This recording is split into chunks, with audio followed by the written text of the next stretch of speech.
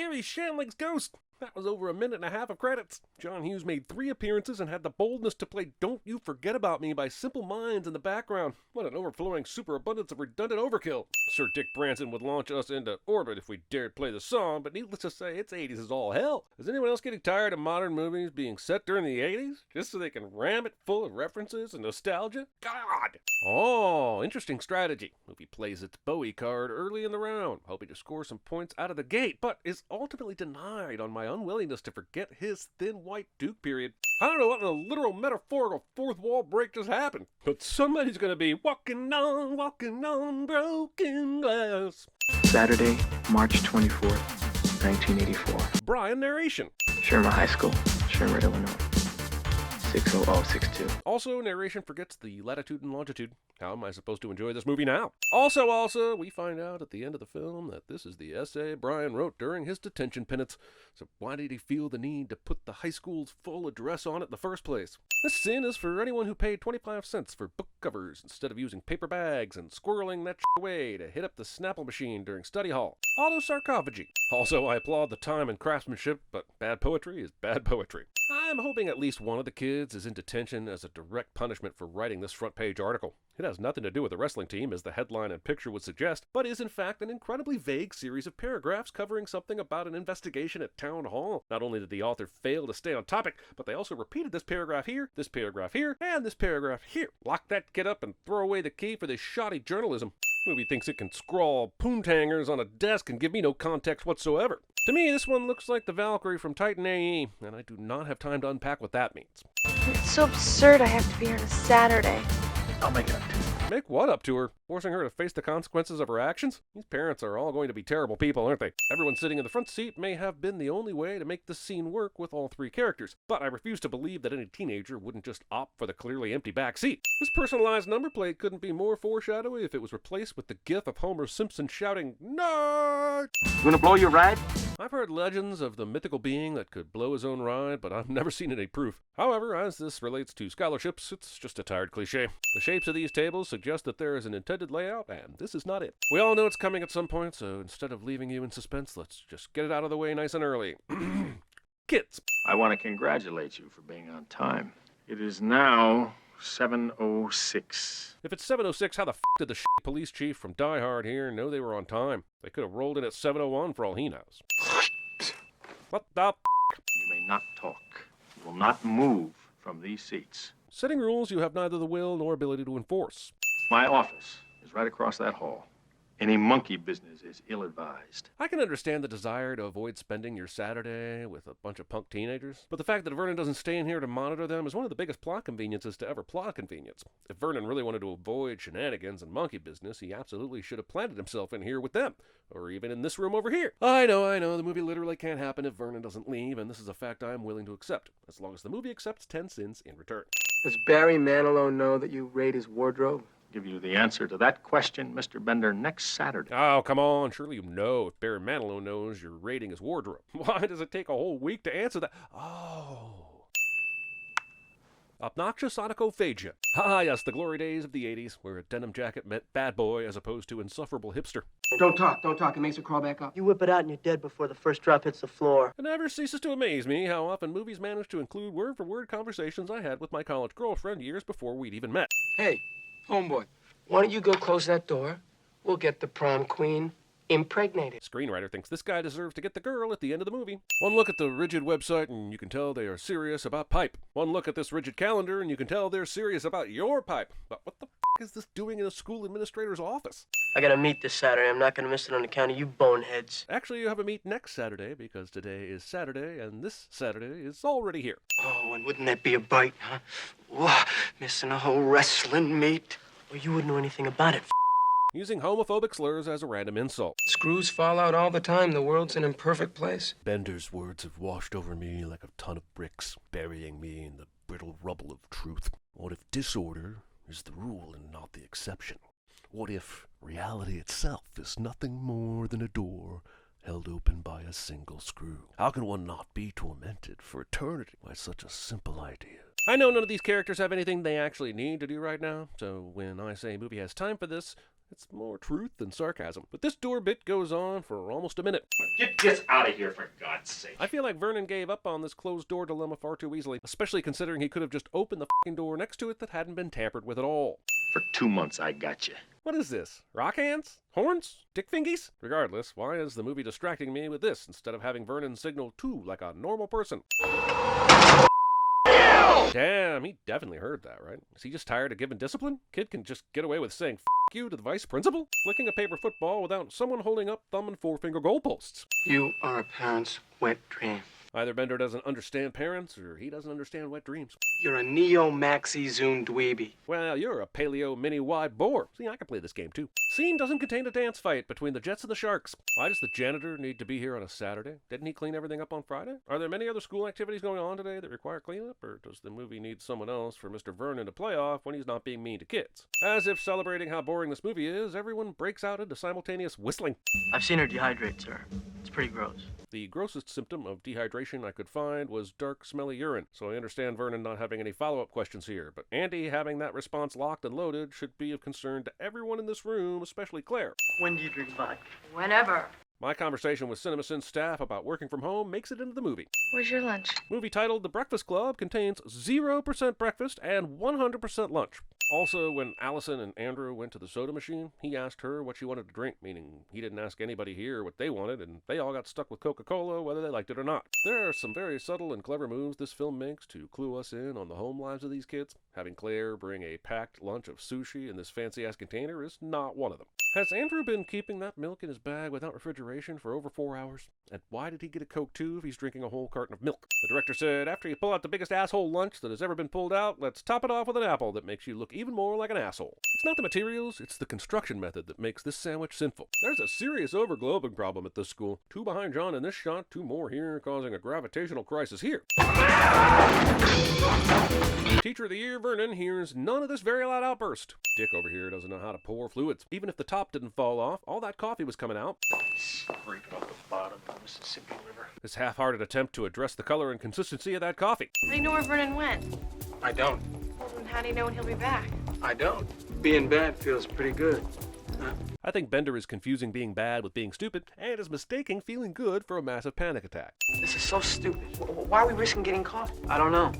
So then what are we doing? You ask me one more question and I'm beating the shit out of you. Hey Andy, don't waste me or anything, but Brian here makes an excellent point. Why are they taking this risk? Mighty Ducks here, in particular, has the most to lose, because we know he has a wrestling meet next Saturday and can ill afford to rack up another detention. There's absolutely nothing that's happened in the last 45 minutes that makes me think he would be willing to sacrifice that for a peek at Bender's locker. Feels like the plot really needed them to come along, and so come along they did. John has a Diet Pepsi in his locker, which is off-brand for the movie that just advertised Coca-Cola a second ago. But just the very idea of drinking a Diet Pepsi is sinful enough. Although inventive, this locker guillotine is an entirely useless booby trap unless the intruder immediately decides to step into the locker as soon as they open the fucking door. Also, why would Bender leave his shoe right in the guillotine's path like this? And does he have to put a new shoe in every time? What's the point? Unless it resets itself, this is an entirely pointless deterrent. Vernon somehow misses these extremely audible footsteps behind him, and then they run, but I guess because some fun 80s rock and roll starts playing, Vernon misses that too. Also, no one will be seated during the Scooby-Doo gang running through various corridors to avoid the bad guy portion of the movie. Also, they're about to have a very loud argument about which way to go that Vernon still doesn't fucking hear. If this movie were set in 2010, he would be wearing oversized headphones listening to Kings of Leon, but right now he's got no excuse for missing all this. Oh, screw it. 20 cents for being the most obliviously feckless teacher to have ever graduated from the half-assed university of not noticing.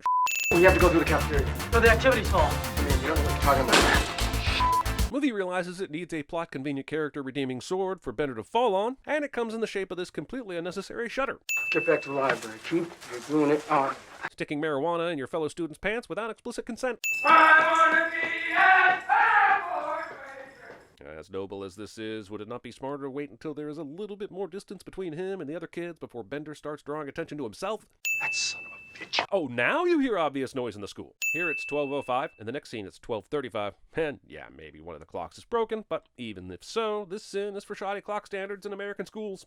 The false alarm you pulled Friday. Does everybody forget what day it is in this movie? Wasn't Friday yesterday? I mean, technically, I guess it could be last Friday, too, but you'd specify if that's the case. I guess it could be yesterday or last week, and Friday would technically be true, but it is said in a way that makes it sound like Vernon doesn't know what day it is. I'm gonna knock your in the dirt. Before one makes such a threat, they should really consider the setup of such an event. For this hypothetical, I'm going to assume that Bender is at no point separated from his So, at minimum, they are outside on an unkept parcel of land, and Bender is naked. Vernon then has to get himself in position to get a good handhold of the From here, they are already on the ground, or Vernon has to wrestle him down. But once down, Vernon has to keep Bender subdued while exercising enough dexterity with his dominant hand to then knock Bender's aforementioned dick in the dirt. Just saying, it's a weird flex. I blame this movie for making 10-year-old me think it was ever a good idea to crawl inside a drop ceiling, and for the resulting repair and medical bills my parents had to pay. Bartender says, I suppose you won't be needing a drink. Naked lady says. Movie thinks a joke without a punchline wouldn't. I was just in my office and I heard a ruckus. I both do and do not want to know why Vernon felt the need to hide the fact that he was actually in the restroom. Now, I may not have caught you in the act this time, but you can bet I will. That's it. What Vernon heard was the noise of the fucking ceiling coming down, and he's willing to put it down to the kids fucking around. Would it not have been wise to also check on the biggest fucking troublemaker around just in case he managed to get out of his cupboard? It's either a sin that the smoke detectors in this school don't work, or that the movie is just not acknowledging the existence of smoke detectors. Chicks, you now hold this smoke. What the is he doing black voice? There is a limit to how much I can blame the 80s and urge the viewer to take a nuanced view of how the film handles sensitive subjects. Me. I thought it was going to be all one-liners and jokes, but when you go 2 decades between viewings, you really understand how much the world has changed.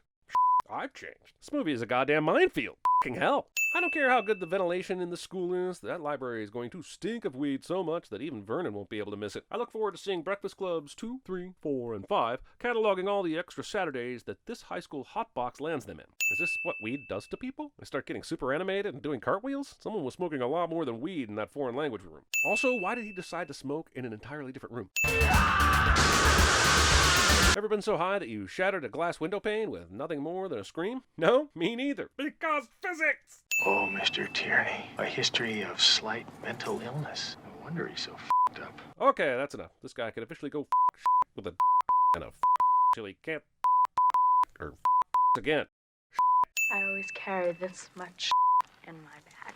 You never know when you may have to jam. Period jokes. You could go to Israel, Africa, Afghanistan. I'm not going to sin this game of one thing is not like the others, but I am going to sin white women assuming they can eat, pray, love wherever they want, like there aren't laws and visa requirements and people that just want you to stay out of their lives. When I get old, you're gonna be running the country. Yeah?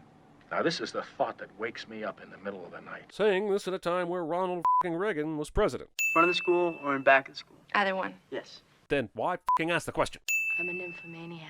Are your parents aware of this? Oh yeah, we talk about it all the time, usually over dinner. Makes my younger brother and grandparents super f***ing uncomfortable though. I taped Larry Lester's buns together. This somehow feels weirder than just saying ass cheeks.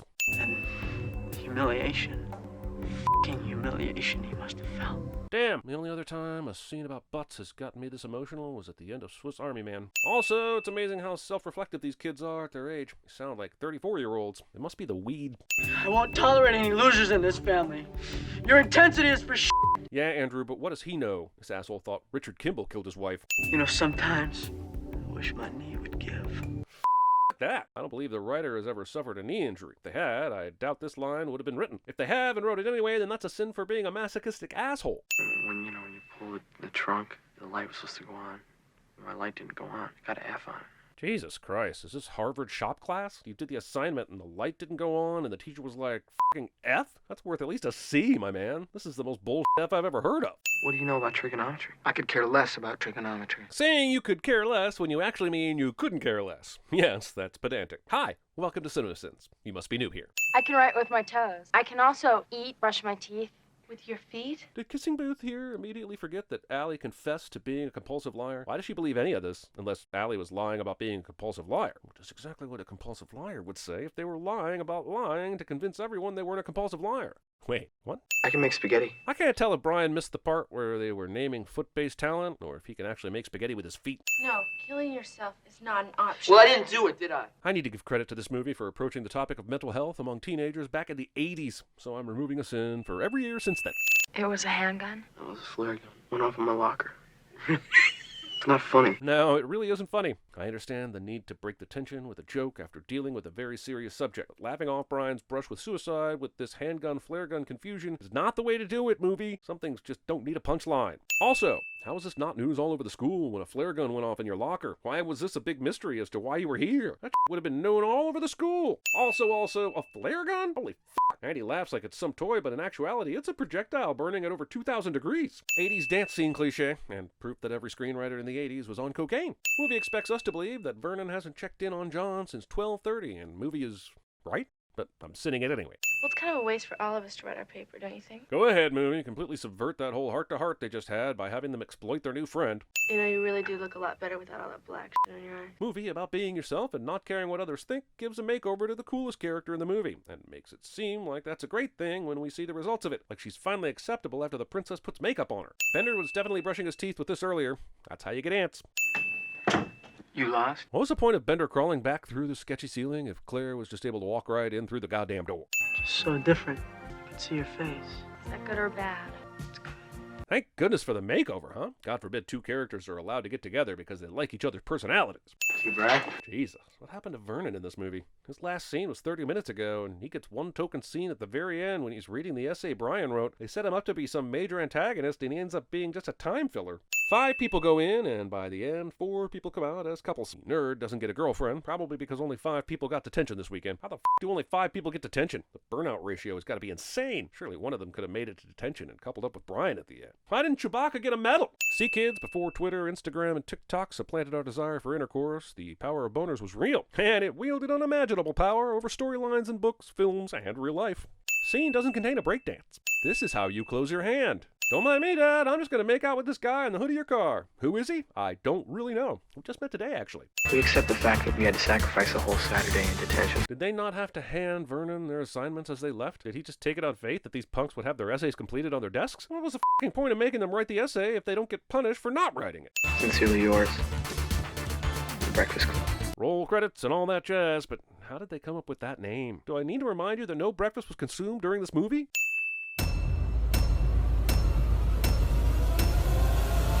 Eat my shorts.